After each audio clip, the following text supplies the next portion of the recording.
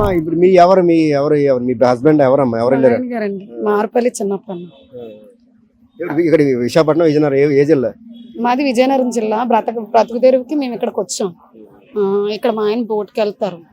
13వ తేదీన బోట్ ఇలా బంగ్లాదేశ్ దొరికిపోయిందని ఓనర్ గారు ఆధార్ కార్డులకి మా దగ్గరకు వస్తే తెలిసింది ఇలా దొరికిపోయారమ్మా అని. 22వ తేదీన ఇలా దొరికిపోయారు. దొరికిపోతే ఇంకా అక్కడి నుంచి వాళ్ళ దగ్గర నుంచి ఏ ఫోన్ కానీ ఎలా ఉన్నారో ఏ ఇన్ఫర్మేషన్ లేదు. మొత్తం 9 మంది అండి మొత్తం.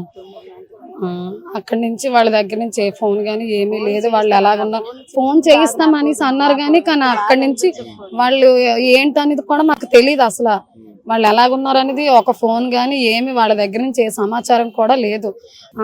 పెద్దలు అందరూ వచ్చారు, మాట్లాడారు, అక్కడి నుంచి వెళ్ళిపోయారు. ఇంకా అక్కడి నుంచి వాళ్ళు ఆ తర్వాత నుంచి వాళ్ళు దేని గురించి కూడా ఇంకా మాకు ఇన్ఫర్మేషన్ మాకు ఇవ్వలేదు.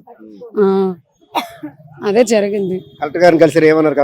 కలెక్టర్ గారిని కలిసాము. వాళ్ళు చేస్తున్నామమ్మా, మీ పని మీదే ఉన్నాము, మీ ప్రయత్నం మీదే ఉన్నాము అనేసి అని అన్నారు. వీలైనంత తొందరగా చేస్తాము అనేసి అని చెప్పారు. మీకు ఏమైనా నెల ఖర్చులకి మెయింటెనెన్స్ మాకు అదేం చెప్పలేదు. మా మనసులో ఎంత తొందరగా తీసుకొస్తే మాకు అది మంచిది అని మేమైతే అనుకుంటున్నాం. మాకు ఆర్థిక సాయాలు ఇవన్నీ మాకు అవసరం లేదు. మెయిన్ పాయింట్ ఏంటంటే మా మనసులో మాకు తొందరగా వచ్చేయడం మాకు కావాలి. మెయిన్ పాయింట్ అది. మా వాళ్ళు మాకు తొందరగా రావాలి. మేము కోరుకునేది అదే.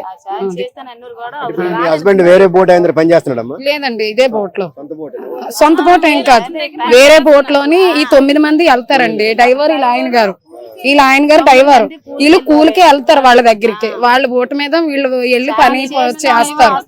డ్రైవర్ తో 9 మంది, మిగతా 8 మంది కళాశాలు, డ్రైవర్ ఒకరు, మొత్తం అందరు 9 మంది అండి.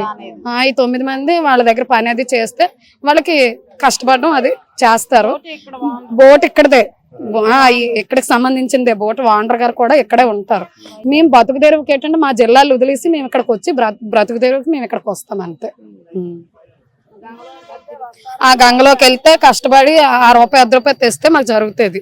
లేదంటే వాళ్ళు వెళ్తారు కానీ వాళ్ళు ఎప్పుడు వస్తారో ఏంటి అనేది కూడా మాకు తెలియదు. వచ్చే వరకు మా మనసులు, రాకపోతే ఇంకా మా మనసులు కాదు అనేసి అనుకోవడం తప్పించి ఇంక ఇలాంటివి ఎలాగ జరుగుతాయి అన్నమాట. అది